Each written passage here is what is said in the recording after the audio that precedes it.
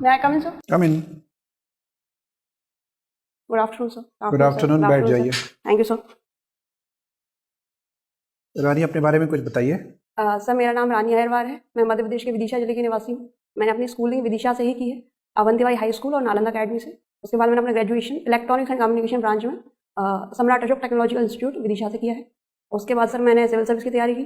2019 में मेरा excise sub inspector के पोस्ट पे सिलेक्शन हुआ है और अब मैं इंटरव्यू दे रही हूँ सर 2021 का। आपने अपने फॉर्म मेंशन किया है कि 2012 में आपने 12th पास किया।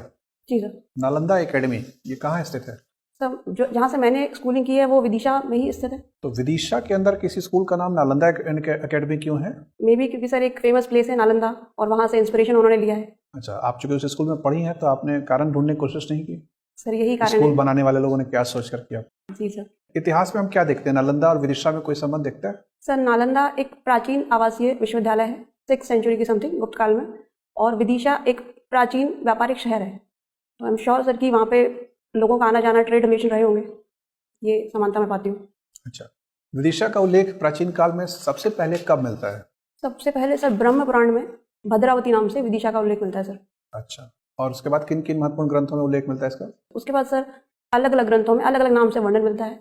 भद्रावती, रामायण काल में सर दशार्ण करके जगह का नाम आता है। उसके बाद सर वेशनगर, जो प्राचीन नगर हुआ करता था विदिशा का, उसको वेशनगर के नाम से जाना जाता है। उसके बाद सर भेलसा, भेल स्वामिनी का मंदिर, कहते हैं कि सूर्य भगवान का मंदिर था समर्पित, उसके नाम पर इसको भेलसा भी कहा जाता था। और फिर सर 1904 से फिर इसका नाम विदिशा। क्या प्राचीन काल में ये किसी शासक वंश की राजधानी भी रह चुका है? जी सर।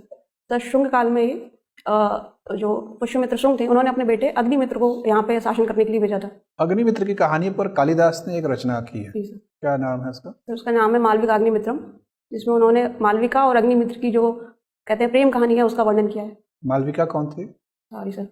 अग्निमित्र तो आपने बता दिया, शुंग वंश के राजा थे। जी सर। मालविका कहाँ के रहने वाली थी? सर एग्जैक्ट नाम से ही जाहिर है मालवा की ही थी सर, बनाने मालवा वाली। की थी। बट सर एग्जैक्ट जानकारी मुझे नहीं है, तो मैं गलत इन्फॉर्मेशन नहीं देना चाहती। कोई बात नहीं। जी सर। तो भिलसा या बेसनगर की पहचान बाबा खंभा से भी होती है। हेलियोडोरस कौन थे? सर हेलियोडोरस एंटियाल किडास जो राजा थे, तक्षशिला के राजा थे वो, उन्होंने अपना राजदूत बना के उन्हें भेजा था। और जब वो विदिशा आए तो विदिशा में भागभद्र का शासन था। उसके समय पे उन्होंने वो स्तंभ बनाया, जैसे हेलियोडोरस का स्तंभ भी कहते हैं। उस स्तंभ पे एक लेख लिखा हुआ है, उसमें उल्लेख तो राजा के रूप में नहीं है हेलियोडोरस का, उसमें उल्लेख तो है कि वो राजदूत हैं जी, जिसको कि तक्षशिला के राजा ने वहां भेजा था। जी सर। उस तक्षशिला के राजा का नाम भी वो लिखा हुआ है। जी सर। और विदिशा में जिस राजा के दरबार में वो आए थे दूत बनकर, उनका नाम भी लिखा हुआ है। सर उस स्तंभ में सबसे पुराने वैष्णव धर्म के अभिलेखीय साक्ष्य मिलते हैं, ये उसका सिग्निफिकेंस है सर। हाँ, ये सही बात आप कह रही हैं। ठीक है, चूंकि आप एक्साइज सब इंस्पेक्टर के रूप में चुन ली गई हैं और आपने फरवरी में ज्वाइन कर लिया है, 2 महीने आपने कुछ प्रशिक्षण लिया होगा। जी सर। ये बताएं कि एक्साइज शब्द, जिसको हम लोग हिंदी में उत्पाद शुल्क भी कहते हैं, जी सर। क्या तर्क है, क्यों हम किसी शुल्क का नाम उत्पाद शुल्क रखते हैं या एक्साइज रखते हैं? सर एक्साइज डिपार्टमेंट जो शुल्क एक्सट्रैक्ट करता है, जो शुल्क लेता है, वो इसलिए लेता है कि एक्साइज संबंधित है सर शराब से, अल्कोहल से, उसके प्रोडक्शन से। उसके प्रोडक्शन की अनुमति के लिए भी ये दिया जाता है और उसके सेल की अनुमति के लिए भी सर दिया जाता है। बट जो उत्पाद कर इसकी आप बात कर रहे हैं, वो उत्पाद करने की अनुमति के लिए सर जो टैक्स लगता है, वो सर मेरे हिसाब में। मध्य प्रदेश में कई मादक पदार्थों का उत्पादन होता है और राज्य सूची में सिर्फ मादक पदार्थों के ऊपर उत्पाद शुल्क सिर्फ राज्य सरकार लगा सकती जी सर। है। अफीम का उत्पादन भी होता है, गांजे का भी उत्पादन होता है। क्या अफीम और गांजा के पौधे अलग अलग होते हैं या एक ही पौधे के अलग अलग उत्पाद हैं?